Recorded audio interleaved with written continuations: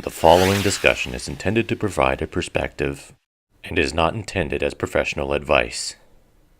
These are merely things I have found useful. Please consult a healthcare professional for advice on proceeding.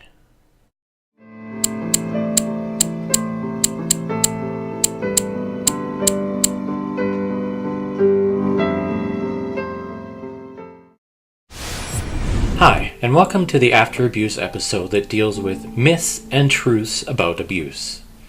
Or, if you like, truths and falsehoods. In this episode, we'll be looking at 8 facts or fictions about abuse. Let's get right into that, shall we? It's best to try to do all your healing in one shot. True or false? False. Imagine you're making a meal for your friends. They're going to come over and you're going to make them a variety of appetizers. They're going to have a nice salad, some soup, an intricate entree, and a very complicated, delicate dessert that they'll just enjoy. Now, you have 2 days to get this ready. Would you wait till an hour before they arrived and try and cram all that prep and cooking work into that 1 hour? Well, unless you're the Flash, chances are you wouldn't be able to get it done. In fact, you would probably feel so overwhelmed and so stressed that you might even think about canceling the dinner and just giving up. The same can be applied to doing your trauma healing work. If you try and do too much at once, you're going to burn yourself out. You're going to be overwhelmed. You're going to be anxious. You may even decide that you want to give up on trying to heal altogether.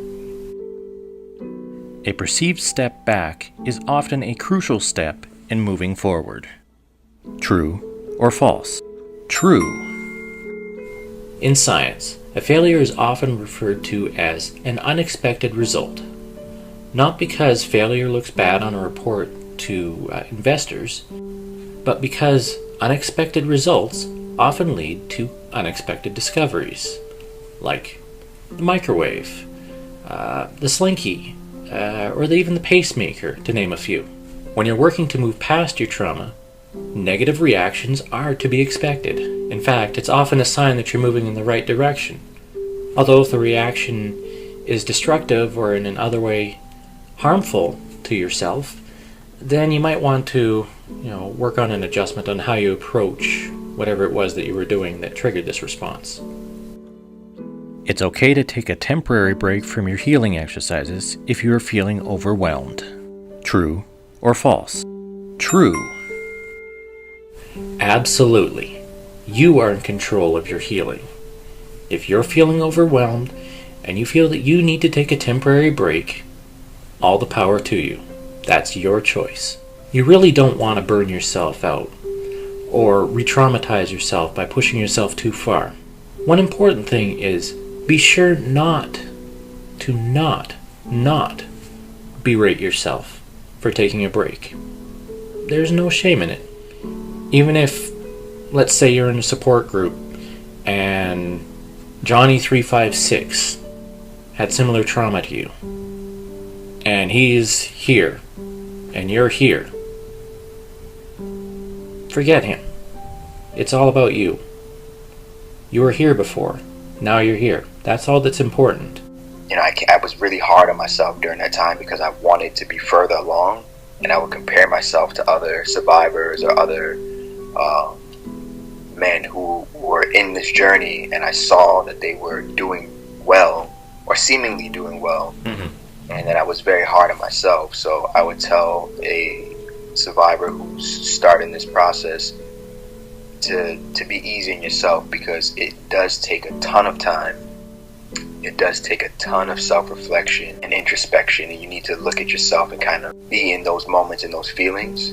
At some point, everyone needs to stop and get some perspective. If you experience arousal while exploring memories of abuse, it means you enjoyed it and therefore doesn't count as abuse. True or false? False. Well, let me try and give you the short answer for this one. The brain really is a marvelous organ. It regulates our body temperature, sends nutrients to weak or damaged places in our body, and tries to make us feel better when we're in dangerous situations. Have you ever laughed or seen someone laugh at an accident or at an occasion that's really sad? The majority of the time, the person is most likely not trying to be disrespectful. The brain, sensing a sudden shift in mood, will release neurochemicals like dopamine to try and improve your mood right away. This can have the unexpected result of sometimes people laugh. When looking deep into memories of abuse, this is very emotionally taxing for us. So the brain will often stimulate the pleasure center of your brain in order to try and balance out your mood. This can have the effect of sometimes causing arousal. This is nothing to be ashamed of. When it happens to me, I simply stop what I'm doing and say out loud to myself, "No shame, this is normal." You need to regain a full memory of the abuse in order to move on. True or false? False. Tell me, what did you have for dinner on November 3rd of last year? Can't remember? No? I'd be surprised if you did. What about your favorite memory? Who was there? That might be an easy one. What were they wearing? What time of day was it exactly? What was the temperature? If you can't remember every single detail of the good memories, how can you expect yourself to recall all the little minute details of the bad ones? While more and more details may become clearer during our exploration of traumatic memories, it would not be realistic to expect total absolute recall, and therefore it definitely is not necessary in order for you to move on. Dissociating all the time means you find the people around you boring. True or false? False. If you've watched my previous videos, you've no doubt noticed that I do a lot of cuts and there's a lot of transition effects when I'm speaking. This is because I dissociate a lot when I'm speaking. Michael Broussard had an interesting suggestion on what he does when he's dissociating. Dissociation is a big thing we talk about, where it's this wonderful thing that keeps you alive when you're being abused, because you can go somewhere else in your head. I could go fly away to this, mysterious land I wasn't being raped at the time. And it's a survival mechanism. But I got to be an adult, and I found I wasn't in conversations with people and didn't even realize it. I wasn't present in my own life. I wasn't present in my relationship. We've gotten to the point where I can say to her, "Listen, I'm dissociating right now." And it's not because I don't enjoy this conversation. It's that it's this reflex, and this balloon goes away, and I have to grab it and drag it back down again. So I give her this image, and she gets it. She's like, "Okay, you're dissociating. We'll repeat what we just talked about, but we'll wait until you're there again." So yes, dissociating is often a reflex that we've learned, and it has little to no bearing on the level of our interest. Crying is a good thing. True or false? True. I'm going to read an excerpt of an article from Psychology Today by Judith Orloff, MD. She says, "Crying makes us feel better, even when a problem persists. In addition to physical detoxification, emotional tears help heal the heart." Now, despite the hypermasculinity in most societies that say, "Real men don't cry," it takes a great deal of inner strength to let yourself cry. So when the situation is appropriate to do so, go. Let yourself cry.